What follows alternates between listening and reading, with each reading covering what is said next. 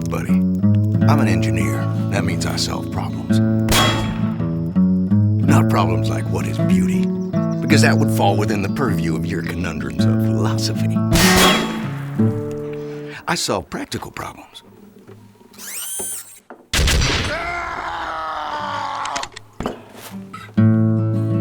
For instance, how am I gonna stop some big mean Mother Hubbard from tearing me a structurally superfluous new behind?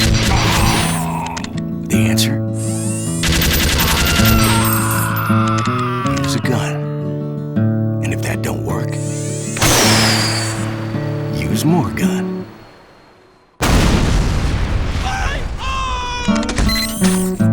Like this heavy caliber tripod mounted little old number designed by me. Built by me. And you best hope not pointed at you.